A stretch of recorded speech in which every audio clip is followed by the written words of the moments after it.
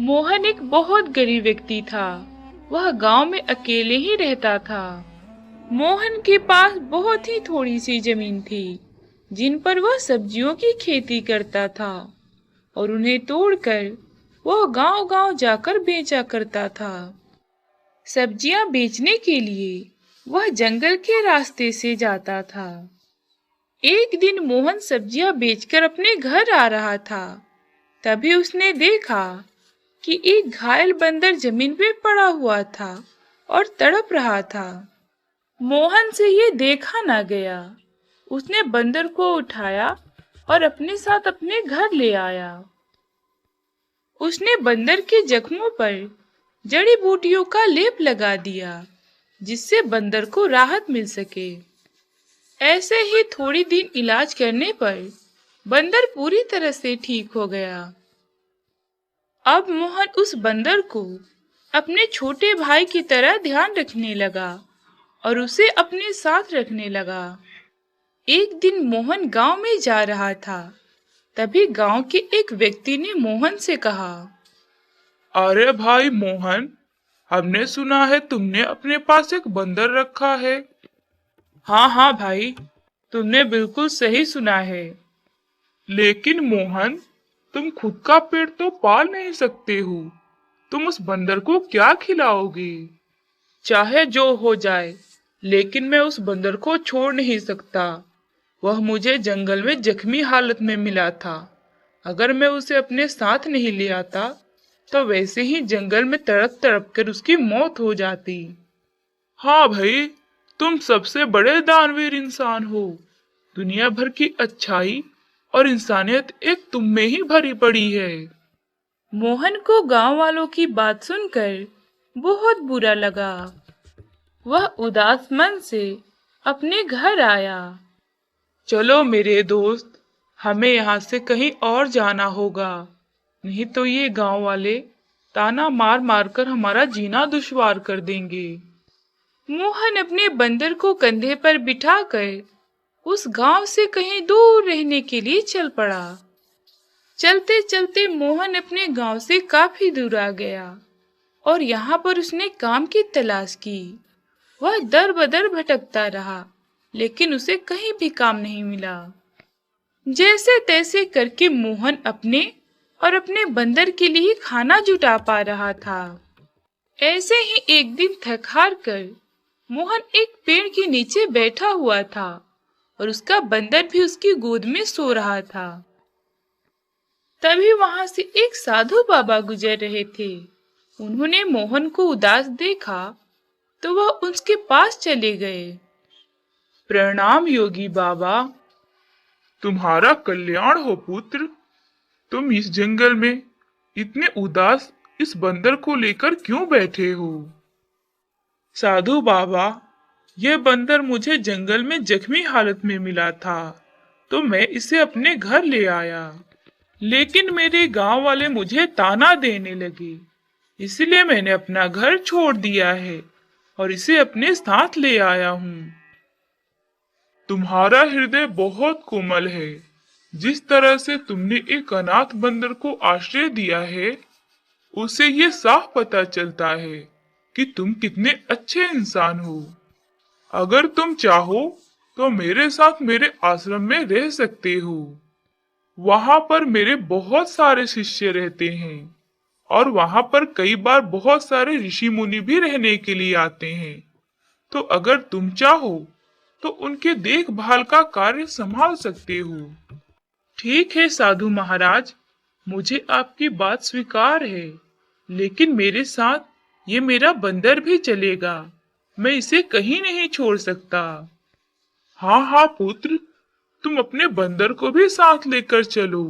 मुझे इससे कोई परेशानी नहीं है। मोहन अपने बंदर को लेकर साधु बाबा के साथ उनके आश्रम रहने के लिए चला गया।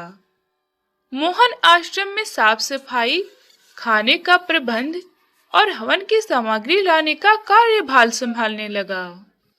मोहन हर वक्त शिष्यों के काम में भी उनकी मदद करता था। मोहन जहाँ भी जाता था, उसका बंदर उसके साथ साथ ही रहता था। साधु बाबा मोहन का काम और काम के प्रति निष्ठा देखकर खुश थे। साधु बाबा अपने बाकी शिष्यों और ऋषि मुनियों से मोहन की तारीफ करते थे। उसी आश्रम में दीनू नाम का एक शिष्य था, जिससे मोहन की तारीफ देखी ना जाती। वह सोचता था कि मैं पढ़ने लिखने में भी इतना अच्छा हूँ और सारे काम भी करता हूँ, फिर भी साधु बाबा कभी मेरी तारीफ नहीं करते। ऐसे ही एक दिन, ये लीजिए देनू भैया, मैं आपके लिए ताजे ताजे फल लाया हूँ। मैं देख रहा हूँ कि आजकल तुम बहुत आलसी हो गए हो। तुम्हें ज्यादा खाना ना पकाना पड़े, इसीलिए तुम ये फल लेकर आए हो। अरे नहीं नहीं भैया, ऐसी कोई बात नहीं है। वो तो बाबा ने ही फल लाने के लिए कहा था, इसीलिए मैं फल लाया हूँ। मोहन बात कर ही रहा था, तभी उसका बंदर आया और उसने दीनू के फल से फल निकालकर खाने लगा। अरे अरे अरे, देखो, तुम्हारे बंदर की हिम्मत आजकल ज्यादा ही बढ़ गई है। इसने मेरा फल खाया। तुम अभी के अभी इस बंदर को इस आश्रम से निकालो, नहीं तो मैं गुरुदेव से कहकर तुम्हारी शिकायत कर दूंगा। नहीं नहीं दीनू भैया, मैं अपने बंदर की तरफ से आपसे माफी मांगता हूँ। आप नाराज ना होइए, मैं आपके लिए अभी दूसरा फल लेकर आता हूँ। मोहन के बार बार कहने पर भी दीनू नहीं माना। उसने साधु बाबा को बुला लिया, लेकिन साधु बाबा मोहन को कुछ कहने के बजाय दीनू को ही सुनाने लगे। दीनू को बहुत गुस्सा आया और उसने मन ही मन सोचा, आज तो हद हो गई। गुरुदेव को उसे डांटने की बजाय उन्होंने मुझे ही सुना दिया। अब इस मोहन के बच्चे का कुछ न कुछ करना पड़ेगा। कुछ ऐसा काम करना पड़ेगा जिससे कि मेरा नाम भी न आए और इसकी छुट्टी हो जाए। कुछ दिन के बाद उस गांव के राजा ने साधु बाबा को अपने महल आने का निमंत्रण दिया। साधु बाबा अपने शिष्यों के साथ मोहन को लेकर राजमहल चले गए। जब वो सभी महल पहुंचे, तब राजा ने उन सभी की बहुत आवभगत की।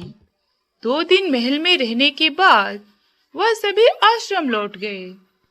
ऐसे ही 2 दिनों के बाद राजा आश्रम आया और उसने साधु बाबा से कहा, हमें क्षमा करना गुरुदेव, लेकिन बात ही कुछ ऐसी है कि हमें स्वयं यहाँ पर आना पड़ा। कोई बात नहीं राजन, आपके यहाँ आने का कारण बताइए। कैसे बताऊं गुरुदेव, मुझे तो कुछ समझ ही नहीं आ रहा। 2 दिनों से मेरी महारानी के 9 लखा हार गुम हो गया है। साफ साफ बताइए राजन, आप कहना क्या चाहते हैं? क्या हमारे जाने के बाद से वह हार गुम हुआ है? सच बताऊं गुरुदेव, तो हाँ। आपके कहने का मतलब क्या है? क्या हम में से किसी ने आपका हार चुराया है? नहीं नहीं गुरुदेव, मैं आपके ऊपर इतना बड़ा पाप नहीं लगा सकता। वो तो मेरी महारानी का इतना कीमती हार था, इसीलिए मुझे यहाँ पर आना पड़ा। देखो राजन, जहाँ तक मैं अपने शिष्यों को जानता हूँ, तो उनमें से कोई भी चोरी जैसा पाप नहीं कर सकता है। अगर फिर भी तुम्हें तसल्ली ना हो, तो तुम सबकी तलाशी ले सकती हो। राजा ने सबकी तलाशी ली। तभी मोहन के झोले से वह 9 लखा हार पाया गया। देखिए गुरुदेव, आपके इस शिष्य ने चोरी की है। अब इसे सजा मिलेगा। मैं इसे अपने महल ले जा रहा हूँ। मोहन चिल्ला चिल्ला कर सबसे कहने लगा कि उसने चोरी नहीं की है। राजा के सिपाही मोहन को पकड़कर ले जाने ही वाले थे। तभी मोहन का बंदर बोला, रुक जाइए महाराज, मेरे मालिक ने कुछ नहीं किया है। ये सब इस दीनू का किया धरा है। बंदर को बोलता देख सब हक्के बक्के रह गए। अरे ये क्या, बोलने वाला बंदर? हाँ महाराज, मैं बोल सकता हूँ। मेरे मालिक मुझसे अक्सर बातें किया करते हैं। मैंने इनको ही देख देख कर बोलना सीखा है।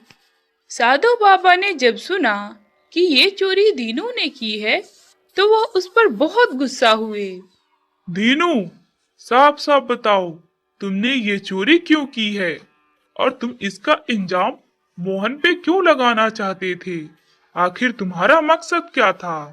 तब जाकर दीनू ने सारी सच्चाई सभी को बताई कि उसने जलन के खातिर मोहन को आश्रम से निकालने के लिए ये सब किया था।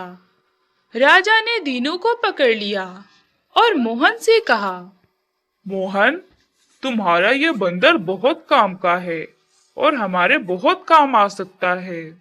इसलिए मैं चाहता हूँ कि तुम हमारे राज्य के गुप्तचर बन जाओ। तुम्हारे इस बंदर पे किसी को शक भी नहीं होगा और हम आसानी से अपने दुश्मनों पर नजर रख सकेंगे।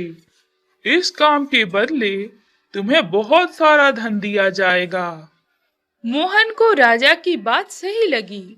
उसने हामी भरी। मोहन राज्य का पहला ऐसा गुप्तचर बन गया जिसका साथी एक बंदर था।